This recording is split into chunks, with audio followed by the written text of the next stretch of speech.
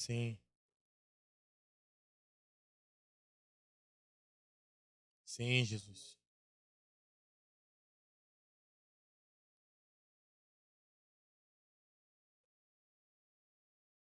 Amém, Jesus. Sim, Jesus. Sim, Jesus.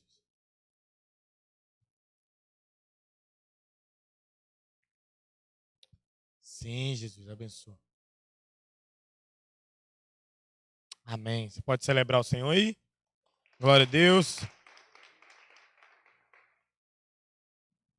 Tá no esquema aí, Carlos? Boa noite mais uma vez. Paz de Cristo. Vamos lá. Abra sua apostila aí na. Tá sem a numeração, mas a página que começa aí, revelação, a revelação parcial no Antigo Testamento. A gente foi até Espírito de Deus na última aula, né? Dentro dos 3 pontos: sabedoria, a palavra de Deus, o Espírito de Deus. Agora a gente vai entrar na revelação parcial no Antigo Testamento. E aí abra sua Bíblia em Gênesis 1, verso 26. Nós estamos na matéria Doutrina da Trindade. A revelação parcial no Antigo Testamento. Todo mundo achou aí? A revelação parcial no Antigo Testamento. Abre Gênesis 1, 26. Só para recapitular, né? Quantos deuses existem, gente? E quantas pessoas? Então, é um único Deus e 3 pessoas. Amém? A palavra Trindade, a gente já também pincelou sobre isso. Ela não existe na Bíblia. Quem criou essa palavra é um dos pais da igreja, chamado Tertuliano. Você vai poder ler na apostila, você vai aprender. Tem algumas referências dele aí na nossa apostila. Ele foi o cara que deu um início, e como ele era muito relevante em sua época, ele conseguiu que essa palavra fosse inserida no estudo teológico, e ela perdura e com certeza vai perdurar, né, até a volta de Cristo, porque é muito importante nós estudarmos sobre a Trindade, descobrir que Deus é 3 pessoas, mas um único Deus, e que ele se move de forma única. Ele é unido entre si, não há divisão nenhuma na Trindade. Você nunca vai ver uma referência bíblica, ou você nunca vai ver ninguém que teme a palavra de Deus falar de forma como se o Espírito estivesse contradizendo Deus, como se Jesus estivesse contradizendo o Espírito, ou entre eles algum tipo de divergência. Nós nunca veremos, biblicamente, nenhum tipo de divergência na Trindade, porque eles têm a mesma substância. Amém? Eles é um único Deus. Então não tem como divergir alguém que é pleno entre si. Então eles nunca vão divergir. Eles não são como nós, que às vezes divergimos, questionamos a atitude de um ou de outro, que às vezes duvidamos daquilo que pode ser feito. Então a Trindade, ela é plenamente unida, amém, em tudo que ela faz.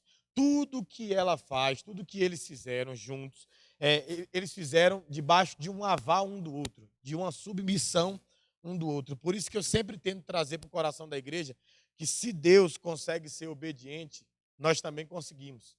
Porque um ser perfeito, ele consegue se submeter, então ele está nos ensinando de alguma forma que é possível também se submeter. Deus não queria pedir para você ser algo que ele não tivesse experimentado ser.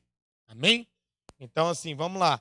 Só para a gente reforçar alguns pontos aí, Gênesis 1, 26 diz assim: E disse Deus: façamos o homem à nossa imagem, conforme a nossa. Então, você vê 3 palavras aqui, uma no plural, façamos, amém? E depois ele coloca outras 2 palavras, nossa, que tem a ver com 2 pessoas, ou 3 pessoas. Porque a gente sabe que o Espírito pairava sobre a terra, o verbo que se fez carne, então Jesus já estava lá como uma palavra, e o próprio Deus. Então a revelação parcial do Antigo Testamento começa aqui. Por que uma revelação parcial? Porque o Antigo Testamento, ainda que nós tenhamos base para enxergar a Trindade lá, isso se dá de forma mais clara no Novo Testamento. Então, existe uma revelação parcial, em parte, no Antigo Testamento. Ela se torna mais clara no Novo Testamento. E para a esperança nossa, ela vai se tornar plenamente clara quando se consumarem todas as coisas. Fala amém, gente. Então, um dia, eu, você, em um momento, eu, você, nós, como igreja, porque o que a Bíblia diz? Que hoje nós conhecemos ele em parte, né? Mas um dia o veremos como ele é. A gente sabe que o Deus Pai tem um corpo, tem ou não tem? Tem. A Bíblia fala que os pés dele estão aonde? Descansando aqui na terra. E os céus é o descanso de sua cabeça. Então a gente sabe que Deus Filho tem um corpo. Amém? O corpo de Jesus não pôde ver corrupção, não ficou na terra para ser consumido pela formiga, pelo tempo. Não, não. Você vai em qualquer túmulo dessas religiões, você vai lá no túmulo de Tomé, de Buda, tá lá as cinzas, o resto. O de Jesus, se você for, vai estar escrito assim: ele não está mais aqui, ele ressuscitou.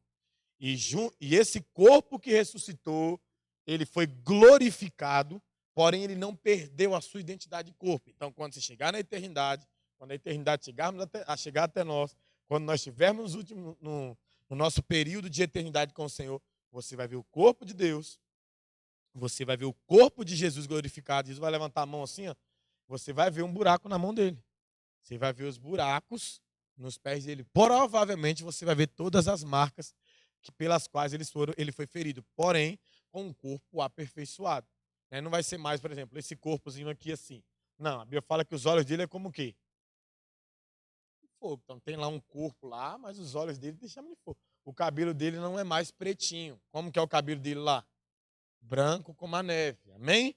Os pés dele é como de latão reluzente. Nas vestes dele, não é na coxa não. Nas vestes dele está escrito o quê? Rei dos reis e Senhor dos senhores, na altura da coxa. Uma espada aguda sai da sua boca. E outras características do nosso Senhor. Então, está lá o corpo do Pai, está lá o corpo do Filho. E o mais difícil de talvez explicar é como vai se mover o Espírito. Porque eu também creio que lá nós vamos ver o Espírito. Mas nós não temos uma base sólida para dizer assim, é isso. Biblicamente, nós não temos uma base sólida para dizer que é isso. Mas como o Espírito ele é colocado também como um poder de Deus, como aquele que age, e nós lemos também na aula anterior, tem tanto em Isaías 11 quanto em Apocalipse, fala das sete forças do Espírito: honra, ciência, inteligência. Eu acredito que isso tudo vai estar de forma. Aí já é uma crença particular minha, tá? Eu acredito que isso tudo já vai estar de forma visível na eternidade. Você vai enxergar o Espírito, ele provavelmente, porque a Bíblia não relata isso, não tem um corpo, ele não tem pernas, braço, cabeça, mas vai ter o lugar, com certeza, onde ele atua, onde ele fica, e nós vamos poder, porque se hoje ele habita em nós, se ele é uma pessoa, você também vai poder se relacionar com essa pessoa na eternidade. Só que na eternidade, tudo que estava escuro, tudo que estava parcial, vai se tornar claro, vai se tornar pleno. Então, o mundo espiritual na eternidade é visível, totalmente visível. Amém? Então, a gente precisa entender isso, que Deus Pai tem um corpo, Deus Filho tem um corpo e Deus Espírito tem a forma de atuação. E eu acredito que lá nós vamos conhecer que forma é essa. Voltando para o texto, ele fala o quê? Façamos. E a gente sabe que quando ele fala façamos o homem, a nossa imagem, conforme a nossa semelhança, ele não está colocando anjos, querubins, serafins, ele não está colocando arcanjos com o poder criativo. Então, quando ele fala façamos, quando o Pai está falando aqui, façamos o homem, a nossa imagem, conforme a nossa semelhança, ele está falando entre as pessoas da Trindade. Deus Pai está falando com o Filho e com o Espírito.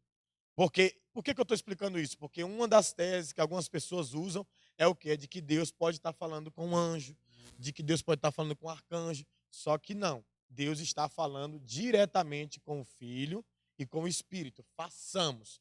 Então a palavra façamos vem de alguém que não está sozinho. É uma coisa eu falo assim, não, deixa que eu vou fazer. Outra coisa eu falo assim, não, nós iremos fazer. Eu estou dizendo que eu não estou fazendo sozinho. Então, a revelação parcial da Trindade começa aqui, mas nós temos outras bases no Antigo Testamento. Vamos comigo aí. Gênesis capítulo 3. Está também na apostila aí. Você pode pular a página. Gênesis 3, verso 22.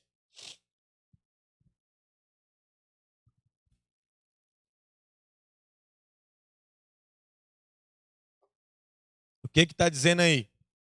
Então disse o Senhor Deus, eis que o homem é como um de nós, sabendo o bem e o mal. Ora, para que não estenda a sua mão e tome da árvore da vida e coma e viva eternamente. Aí ele vai falar do que ele faz. Ele coloca uma espada. Mas, amém, o início do texto aqui. Ele fala assim, eis que o homem é como um de nós. Então ele está se colocando novamente de forma plural. O homem é como um de nós. E a gente sabe, quando Deus lá em Gênesis 1, 26 fala assim, façamos o homem conforme a nossa imagem, parecido. Nós temos um corpo no sentido de corpo, conforme a nossa imagem. E também a nossa semelhança, caráter. Então, quando ele diz aqui, o homem agora é como um de nós, sabendo o mal, ele não pode estar falando de um anjo. Por quê? Porque o anjo não tem uma semelhança de homem. Amém?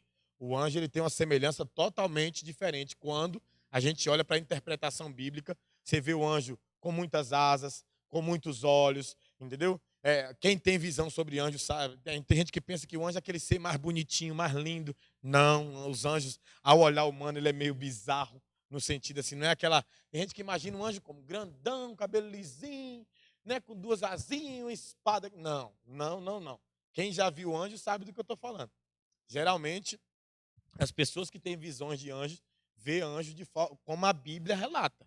Em Ezequiel ali, como a Bíblia relata em outros textos. Cheio de olhos, cheio de asas, cheio de teofanias, de poderes. Então, assim, nós precisamos entender que quando Deus fala assim, o homem agora é como um de nós, essa revelação parcial da Trindade no Antigo Testamento, ele está dizendo assim, Deus, o homem, é parecido com o Pai, com o Filho e com o Espírito.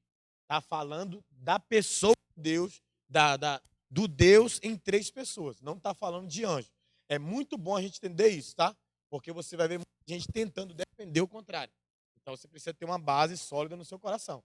Quando ele fala assim, o homem é como um de nós, ele não está colocando o homem parecido com um anjo. Por quê? Porque o anjo não tem poder criativo. Amém, gente?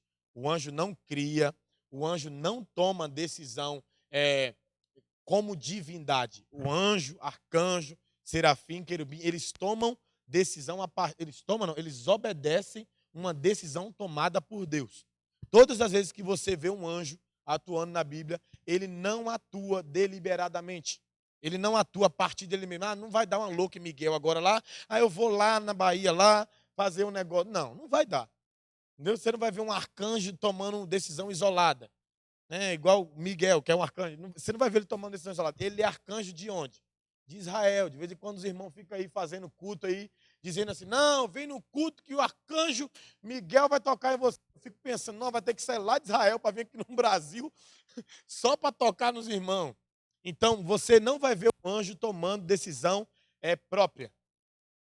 É um assunto para um outro horário, para uma outra aula, mas para você ter ideia do que eu estou falando. Deus, ele tem a tomada de decisão própria, amém? O homem tem a livre ação, o poder de decidir, de dar uma resposta segundo o querer do coração dele, só que anjo não. Anjo, para você entender, é tipo um robô. Dentro da programação, para você entender, eles não são robôs, tá? Só para você entender. Eles só fazem aquilo que eles foram designados para fazer. Pastor, e quando Lúcifer se rebelou? Então, aí é para uma outra hora também, mas há quem diga que naquela época o anjo tinha ali um livre-arbítrio, o qual foi tirado dos anjos quando Lúcifer se rebelou e conseguiu influenciar a terça parte dos anjos. Então, naquele momento, Deus põe ordem novamente no céu, expulsa todo mundo de lá e tira o livre-arbítrio dos anjos. Amém? Então, o anjo nunca mais vai haver uma rebelião no céu. Só para você entender. Eu entenda isso. O anjo, ele é limitado, ele não tem poder criativo, não pode tomar decisão. Você não vai ver um anjo fazendo bagunça. De vez em quando, o anjo está mandando fazer isso. O anjo obedece aquilo que Deus faz. Isso é tão importante para você ter ideia. Quando João tem uma experiência com Deus e ele vê um anjo, o que ele faz diante do anjo? Ele se prostra diante do anjo. O que o anjo fala para ele? Não se prostre diante de mim, porque eu sou teu conservo. O que é conservo? Eu sirvo você, entendeu? Eu estou aqui para lhe servir. Eu não estou aqui para receber adoração. Amém? Então, o anjo, ele é uma bênção. A Bíblia fala em Hebreus, que eles estão lá, eles são ministros de Deus, eles cooperam com o nosso ministério, eles atuam no culto, tudo debaixo de uma direção divina. Amém? Então, quando fala assim, agora o homem é como um de nós, não tem nada a ver com anjo. Tá falando, o nós ali é Pai, Filho e Espírito. Vamos para uma outra base aí. Gênesis 11, 7.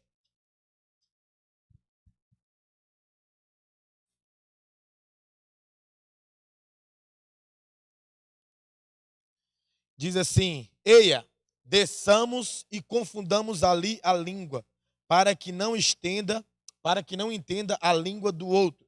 Aqui mais uma vez nós estamos enxergando Deus falando de forma plural, em plural. Desçamos. Lá em Gênesis, façamos. Aqui, desçamos. Um homem é como um de nós.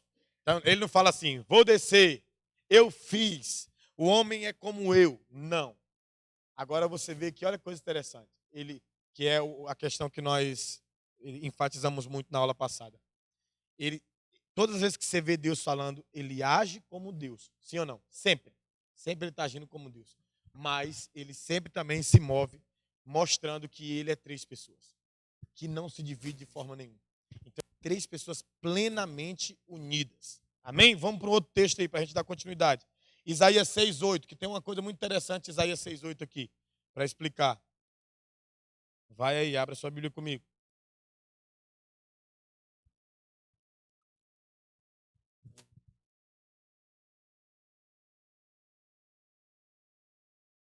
Diz assim: depois disso, ouvi a voz do Senhor que dizia: a quem enviarei? E quem há de ir por nós? Então disse eu: eis-me aqui, envia-me. A gente sabe que trazendo para a vida profética de Isaías, Isaías está falando aqui dele mesmo. Sim ou não?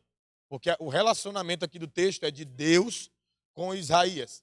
Mas vários textos bíblicos, não só esse, vários textos bíblicos têm duplo sentido. Não é duplo sentido, dupla interpretação. Em que ponto? Por exemplo, quando você vê lá, quando Deus fala que expulsou Satanás da eternidade, vê ele cair e coisa e tal. A Bíblia ali está falando de um reino terreno, porém dentro daquela fala de um reino terreno, Deus coloca algo celestial. A mesma coisa está acontecendo aqui. Está tendo uma conversa na eternidade entre si, mas essa conversa é ouvida por Isaías. Como assim, pastor? Deus Pai está conversando com Deus Filho e Deus Espírito.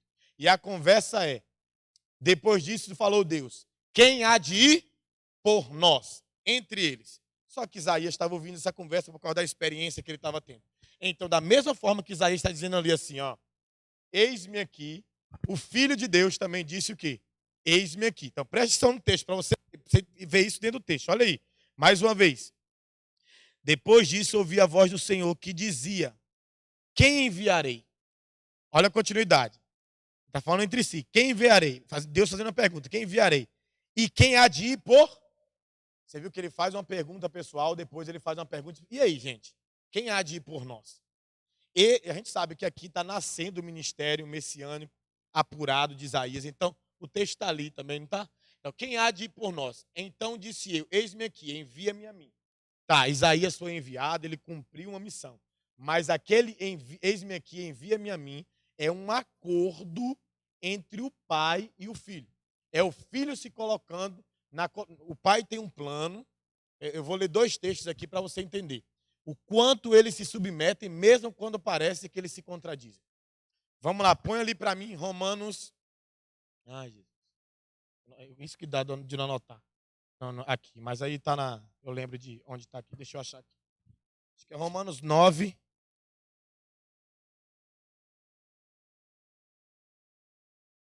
Romanos 8:31. Põe ali para gente. Só para eu dar uma explicada nesse texto aí.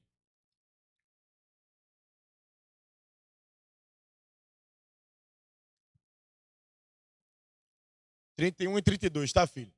Que diremos, pois, a estas coisas? Se Deus é por nós, quem será contra nós? Olha o verso 32. Aquele que nem mesmo a seu próprio filho poupou, antes o entregou por todos, como não nos dará também com ele todas as coisas? Então, calma aí. Olha que coisa interessante. Ali está dizendo que Deus não poupou Jesus. Amém?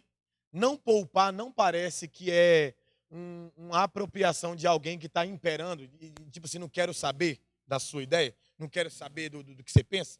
Ali está dizendo o quê? Aquele que nem mesmo a seu próprio filho poupou, antes o entregou. E aí, depois de entregar por todos nós, como não nos dará também com ele todas as? Então, ali dá a entender que existe um acordo. Ele não poupou Jesus, mas ele falou do que Jesus teria depois do sacrifício. E isso é tão real, a gente pode pôr ali, para você entender também. Hebreus, capítulo 12. Hebreus 12, acho que é verso 1 e 2 também. Portanto, nós também, pois que estamos rodeados de uma tão grande nuvem de testemunhas, deixemos todo o embaraço e pecado que tão de perto nos rodeia e corramos com paciência a carreira que nos está proposta. Olhando para Jesus, presta atenção nesse texto, olhando para Jesus, autor, aquele que iniciou todas as coisas, e consumador, aquele que finalizou todas as coisas, da fé, o qual, pelo gozo, que lhe estava o quê? Lembra? Aquele que nem mesmo o próprio filho poupou. Deus não tinha poupado, mas tinha falado, tem um gozo. Eu não vou poupar você, você vai ir cumprir o plano de redenção que nós temos, só que tem um gozo. Depois disso, tem a alegria, tem a recompensa. Então, o Deus que não poupou imperando. O Deus que não poupou conversando entre si. Você está entendendo? Está dando para entender de verdade? Sim ou não? Preste atenção, olhando para Jesus, autor e consumador da fé, o qual, pelo gozo que lhe estava proposto, teve uma proposta de recompensa, suportou o quê? A cruz. Como que ele suportou a cruz? Desprezando a afronta e assentou-se aonde? À destra de Deus. Depois da consumação, Jesus volta e se assenta onde? À direita do Pai, e a gente falou disso na aula passada, Mateus 28, verso 18, Jesus fala assim, foi-me dado todo poder nos céus e na terra. E aí, para você entender que havia um acordo, que ele se move de forma unida, põe ali para mim, Carlos. João 10, verso 16. João 10, 16.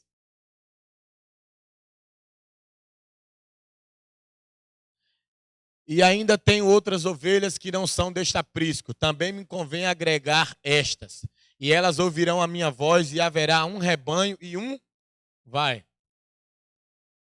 Por isso o Pai me ama, porque dou a minha vida e torno a tomar. Olha que coisa interessante a fala de Jesus. Volta ali, Carlos, rapidinho, por favor. Por isso o Pai me ama, porque dou a minha vida e torno a... Na fala, lá naquela fala de Romanos 9, está aparecendo que é esse texto aí? Não. Lá a Bíblia fala o quê? Aquele que nem mesmo a seu próprio filho poupou. Aí aqui está dizendo o quê? Ele está dizendo, ninguém tem o poder de tirar a minha vida. Eu dou e torno a tomá-la. Aí mais uma vez vai entrar o acordo. Eu quero falar da unidade da Trindade. Mais uma vez, olha o próximo verso. Vamos lá. Vai, filhão. Ninguém a tira de mim, mas eu de mim mesmo a dou. E tenho poder para dar e poder para tornar a Aí ele fala do acordo. Esse mandamento eu recebi de quem? Do meu pai. Então, por que eu estou enfatizando esses textos aqui? Para nós entendermos que essas pessoas, o Pai, o Filho, o Espírito Santo, tudo que eles fazem é em comum acordo, eles não se dividem. Quando você vê um texto que pode contradizer, porque lá está parecendo que Deus está imperando. Isaías 53, a Bíblia fala que Deus tem prazer na morte do filho, tem prazer no sofrimento do filho. E aí, se a gente tenta entender essas coisas de forma isolada, sem contexto, sem concordância bíblica, sem apurar todo o assunto, você pode ficar confuso. Tipo assim, aí, Deus poupou o filho, não poupou, Jesus que quis morrer ou não quis morrer. Então, tudo que o Pai, o Filho faz, eles fazem debaixo de uma única substância. Qual substância? Eles são um único Deus. Amém? Eles são o único Deus. Então, você viu lá, você viu, aquele que nem mesmo o seu próprio filho poupou. Aqui Jesus está dizendo assim, ninguém tem o poder de tirar a minha vida. Eu dou, tornar a tomá-la, porque eu recebi esse mandamento do meu Pai. E é lindo a gente ver isso, porque olha o acordo que há. Olha o acordo. Põe ali também João 14. Deixa eu ver se é o verso 16. Para a gente inserir o Espírito Santo nesse assunto aí. Deixa eu ver se é João.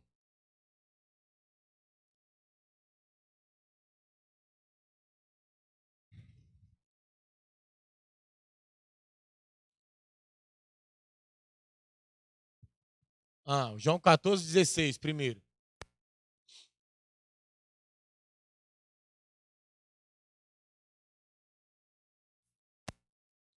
E eu rogarei ao Pai, e ele vos dará outro, para que fique convosco para sempre.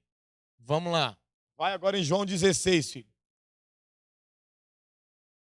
João 16, verso 13.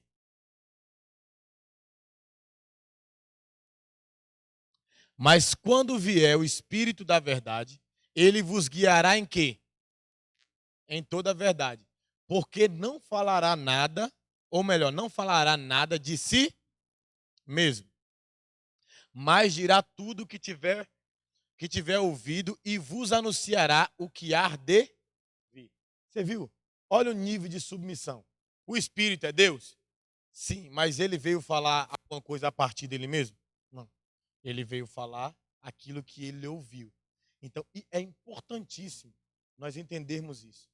Eles não trabalham de formas isoladas, de formas distintas. Eles não saem fazendo as coisas que dá na cabeça de um, que dá na cabeça do outro. O filho, quando veio, falou assim: ó, eu só faço o que eu vejo meu pai fazendo. Eu só falo o que meu pai manda eu falar. Quando Jesus tinha momentos que eram para pessoas aprisionar ele, mas não era o tempo. O que ele fazia? Ele saía de forma sobrenatural e ninguém enxergava. Estava tendo uma reunião, todo mundo inflamado, querendo prender Jesus. Mas não era o momento dele ser sacrificado. É como se ele estivesse aqui numa reunião e todo mundo querendo me prender. A Bíblia fala que ele sai do meio do povo e ninguém enxerga ele. Como já houve momentos também que as pessoas queriam exaltar ele, ele sumia. Não era o momento. Por isso que quando chega o momento exato, porque o filho sabia, né, a questão do sacrifício, ele fala assim: é chegada a hora do filho do homem ser entregue na mão dos malfeitores. Então, olha que coisa interessante, tá vendo? O filho veio sabendo o que era para ser feito. Qual era? Agora, tinha alguma coisa que o filho não sabia antes do sacrifício? Sim ou não? Sim. O que o filho não sabia antes? O tempo da volta. Entendeu? Mas quer dizer que ele não saiba hoje? Ele não sabia, agora ele sabe. Por que ele não sabia? Porque, mesmo Deus sabendo que ele não iria falhar, Deus não podia ir contra e nunca irá contra a sua própria palavra. Jesus estava em um corpo humano, em um corpo limitado. Ele era 100% Deus, mas ele era também 100% homem. Então Deus não pode ir contra aquilo que ele ensina. Ele estava debaixo de uma natureza pecaminosa, mesmo não pecando. É tanto que a Bíblia diz que Jesus, ele em tudo foi tentado, porém em nada pecou. Irmãos, vamos lá. O que é uma tentação para você? É a vontade de fazer um erro, é uma tentação, de cometer um erro? Sim ou não? Então, o que a Bíblia está dizendo? Que Cristo teve vontade de cometer um erro. Vou falar coisas aqui bizarras, mas só para você entender. Vamos supor, Jesus teve vontade de dar uns tapas em alguns discípulos. Eu estou pegando leve, mas dá tapa mesmo. Vamos lá. Jesus teve vontade, possibilidades, tá, gente? A gente até falou em uma das aulas, que as pessoas ficavam falando que ele teve um caso com Maria Madalena. De repente, na carne, Jesus teve vontade de ter uma mulher, mas ele não teve. De repente, Jesus teve vontade de fazer um mal para alguém, mas ele não fez. De repente, Jesus teve vontade de roubar um dinheiro. A Bíblia fala que em tudo ele foi tentado. Então, pensa em o que é tentação. É uma série de coisas. Porém, em nada ele pecou. Então, nós precisamos entender o quê? Que tanto o Pai, no caso, no plano terreno, tanto o Filho quanto o Espírito, quando aqui na terra, eles se submeteram. Agora, por que? Preste atenção, isso aqui também é muito importante para a nossa aula de hoje. Pode ver que eles não falam de uma submissão sobre algo que está acontecendo na eternidade. Eles falam de uma submissão sobre algo que está acontecendo aonde? Aqui na terra. Preste atenção no que eu estou querendo explicar, para ficar separado. Lá na eternidade está tudo organizado, amém, gente? Tudo tranquilo. Lá, não é lá eles não precisam se submeter um ao outro no sentido de, vamos fazer, faz isso aqui para mim. Não, lá eles estão fluindo em quem eles são, Pai, Filho e Espírito. Agora, quando o quesito é terra, por que que eles ensinam essa pontinha de submissão? Porque a terra é para ser remida pelo céu. Então, quando você vê Jesus dizendo assim, ó, a oração do Pai Nosso, como é que é? Uma das partes, seja feito o quê? Onde? Como é feito aonde? Só dá para estabelecer uma vontade do céu na terra se você souber qual é a vontade do céu. Então Jesus veio e falou assim, ó, eu não faço nada de mim mesmo, querido. Eu sei que o que eu estou fazendo é uma vontade do céu, uma vontade da eternidade. O Espírito está dizendo ali, ó, Deus vai enviar um consolador, alguém que estará conosco para sempre, era a promessa quando Jesus estava em carne. Esse consolador não falaria nada de si mesmo, mas só falaria e anunciaria aquilo que ouvisse da eternidade. Por quê? Porque o Espírito está aqui, mas assim como lá em Gênesis, preste atenção nisso, assim como lá em Gênesis 1, o Espírito continua obedecendo direções que vêm da eternidade para esses dias. Uma das direções que é clara na vida do Espírito Santo. Existe um texto de Apocalipse 22, 17, que a Bíblia fala assim, o Espírito e a noiva dizem o quê? Vem. Então, um comando dado ao Espírito é sempre clame pela volta. Sempre clame pela volta. Por isso que um dos cânticos da igreja é o quê? É Maranata. É desejar a volta de Cristo. Isso está impregnado no Espírito Santo. Pode ver que todas as vezes que você entra nesse ambiente Maranata, de se sacrificar, de jejum, de clamar pela volta de Cristo, você ganha uma intimidade com o Espírito Santo. Você entra nesse lugar. Porque a única canção, entenda quando eu falo única, a única canção escrita que o Espírito canta é essa, Maranata. E ele conduz quem a cantar essa canção? A igreja. Não é a noiva e o Espírito que dizem vem. É o Espírito e a noiva que dizem vem. Então a igreja começa a dizer vem quando ela começa a ouvir a canção que está na boca do Espírito Santo. E a canção que está na boca do Espírito Santo é eu quero de volta a eternidade. Entenda o de volta. Eu quero de volta a plenitude da eternidade. Porque, por exemplo, quando Jesus estava aqui na terra, ele tinha contato com o Pai, sim ou não? Mas aquele contato era do jeito anterior? Não. Isso está provado em João, põe ali João 13. João 13, verso, deixa eu olhar aqui, está pertinho aqui. Eu marco na minha Bíblia, mas às vezes não. João 13, 3. Vamos lá. Está marcado aí? Além, né, Dudu? Que isso? Jesus sabendo que o Pai tinha depositado nas suas mãos todas as coisas e que havia saído e que ia para Deus, levantou-se da ceia, tirou as vestes, tomando uma toalha, cingiu-se. Então, olha o texto.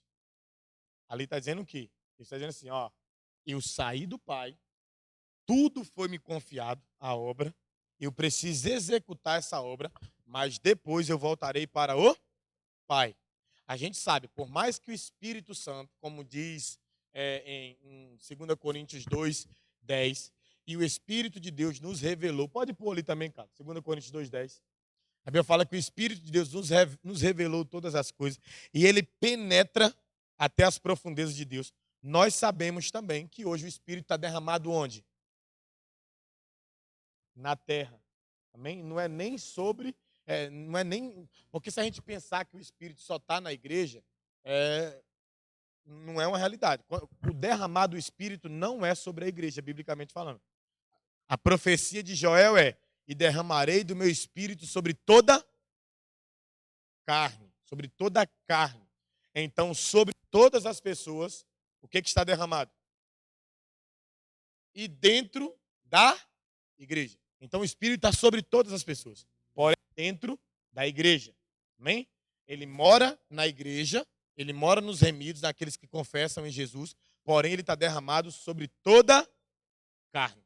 Por que sobre toda a carne? Porque em toda a parte da terra tem carne. Isaías fala o quê?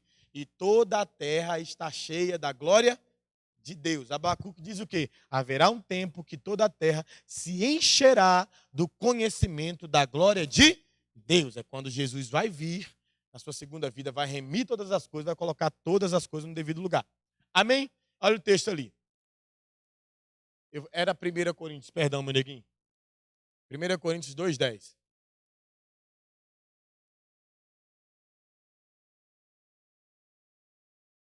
Olha lá. Mas Deus nulas revelou pelo Espírito, porque o Espírito penetra todas as coisas, ainda as profundezas assim como o Filho um dia esteve aqui na terra, e ainda que ele tivesse acesso à eternidade, ainda que ele tivesse um relacionamento com o Pai, ainda que ele conversasse, a gente vê textos bíblicos falando que Jesus ficava 6 horas no monte orando, 9 horas orando, 12 horas, de 6 da noite às 6 da manhã orando. A gente sabia que o fato dele ter acesso não significava que ele estava lá.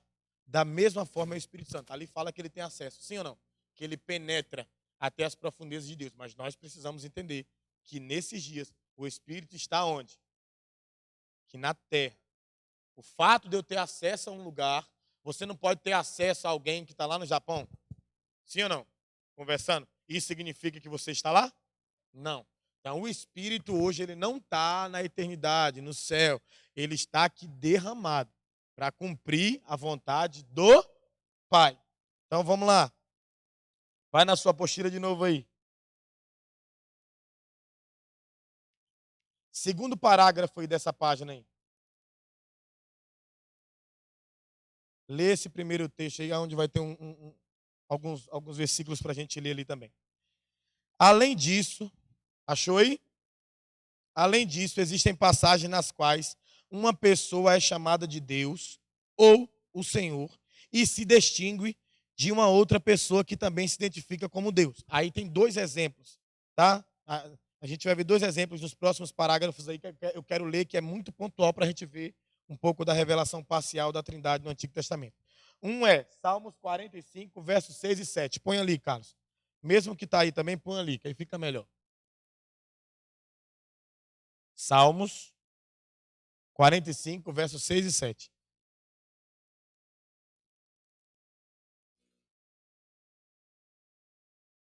O teu trono, ó Deus, é eterno e perpétuo. O cetro do teu reino é um cetro de equidade. Tu amas a justiça e aborreces a impiedade. Por isso, Deus, o teu Deus, te ungiu com óleo de mais do que a teus companheiros. Segura aí. Olha que coisa interessante. Por isso, Deus, aí depois fala o quê? O teu Deus te ungiu. Então ali você está vendo que é óbvio que não está falando de uma única pessoa. Sim ou não? Deus está falando de, referente a alguém, mas que existe ali 2 pessoas que se identificam como Deus. Por isso, Deus, falando do Pai, o teu Deus, falando do Filho, te ungiu com óleo de alegria, mais do que a teus. Que companheiros é aquele ali se Jesus ainda não tinha vindo? Ali está falando, os companheiros ali é o quê? É os anjos, porque a Bíblia fala que Cristo é superior ao quê? Aos anjos. Amém? Então, aí esse texto, por exemplo, é usado, as pessoas pensam, porque quem escreveu esse salmo foi quem? Nosso amigo lindo adorador, quem que é? Davi. E aí não tem como você chamar Davi de Deus. Amém? Porque ali está dizendo assim, ó, Deus, o teu Deus. E essa é uma expressão, põe ali também, que a gente vai ver o escritor de Hebreus ratificando isso. Hebreus 1:8.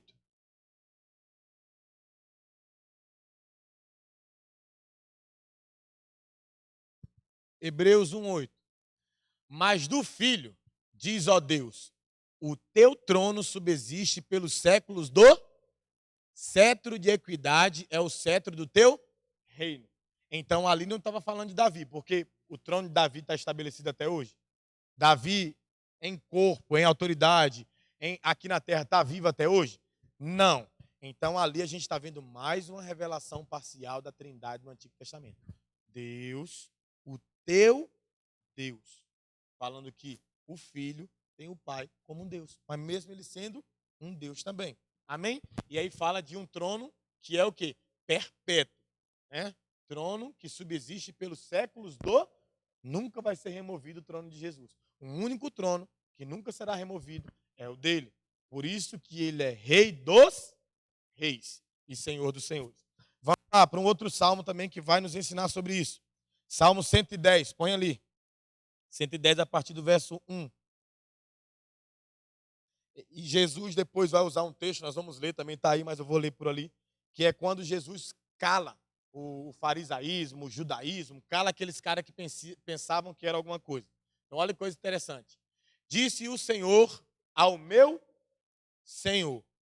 Esse texto aqui que é com mais força usado sobre Davi. Disse o Senhor ao meu Senhor: assenta-te à minha direita, até que ponha os teus inimigos por escabelo dos teus pés. Vai. E o Senhor enviará o cetro da tua fortaleza desde Sião, dizendo: domina no meio dos teus inimigos. Pode ir mais um. O teu povo se apresentará voluntariamente no dia do teu poder, com santos ornamentos. Termina o 3, tá bom. Como vindo do próprio seio da alva, será o orvalho da tua mocidade. Então você vê que é um salmo que está falando dos últimos dias.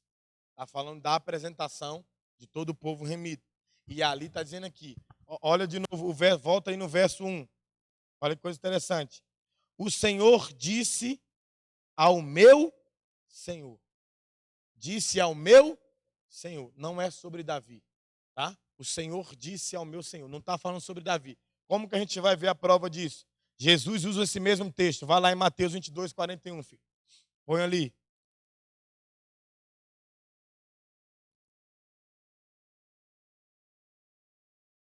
A gente vai ver que é Deus Pai e Deus Filho falando ali. Até o 46, tá? E estando reunidos os fariseus, interrogou-os Jesus, dizendo: que pensais vós do Cristo? De quem é o filho? E eles disseram: de Davi. Por quê? Deixa eu explicar, segura aí. Porque qual que é a promessa do Messias na primeira vinda? Como que Jesus era chamado? Raiz de Davi, raiz de Jessé, filho de Davi. E aí, quando você entende isso só de forma humana, você coloca Jesus só de forma humana. Por exemplo, o Nicolas, ele é meu filho? Sim ou não? Se fizer um DNA, pegar um sangue meu, sangue dele, vai constatar que ele é meu filho? Sim ou não? Mas ele é só meu filho? Não. Ele é a herança de Deus. Amém? Então, ali, dentro do contexto da antiga aliança, as pessoas olhavam para as escrituras e falavam assim: o Messias será filho de quem? De Davi. Vai vir da raiz de quem? De Jessé. Só que no texto, o próprio Davi, quando escreve, ele fala de Deus em duas pessoas: Senhor e depois Senhor Deus. Ele não está falando dele, porque Davi não é um Deus. Ele está tendo uma revelação da Trindade. Vamos lá, para você continuar entendendo. Vai, filho, 43. Disse-lhe ele: como é então que Davi, em espírito, lhe chama de Senhor, dizendo: disse o Senhor ao meu Senhor: assenta-te à minha direita, até que ponha os teus inimigos por escabelo de teus pés. Vai. Se Davi, pois, lhe chama Senhor, como é seu filho? Como é que Davi vai chamar alguém de Senhor, sendo que dentro da cultura judaica, quem chama alguém de Senhor, quem é? É o filho que chama o... Você vê Davi chamando Deus de Senhor e Jesus de Senhor. Então, ali, Davi, quando fala que Jesus encerrou o tempo já? Esse relógio meu está doido, aqui está faltando 5 minutos. Então, só para a gente finalizar ali. Ali nós estamos vendo o quê? Que Davi está tendo uma revelação da eternidade. E aí, quando Jesus usa esse texto, interrogando os fariseus, dizendo assim: então tá, se você está dizendo que eu, o filho do homem, quando ele pergunta assim: quem diz o filho do homem? Se é filho de Davi, por que ele se consumiu? E por que Davi está chamando duas pessoas de Deus? Ele está chamando duas pessoas de Deus, assim como no outro salmo. Aí, olha o que acontece nesse verso aí. E ninguém podia responder-lhe uma desde aquele dia, nem desde aquele dia ousou mais alguém interrogá-lo. Você vê que Jesus usou esse texto para ratificar que quando Davi estava falando lá, daquele salmo que diz, o que a gente leu aí, o Senhor disse ao meu Senhor, assenta-te à minha direita até que eu faça dos teus inimigos estrado para os teus pés. Davi estava falando de Jesus e do Deus Pai. Ele não estava falando dele mesmo. Então Jesus está ensinando para as pessoas.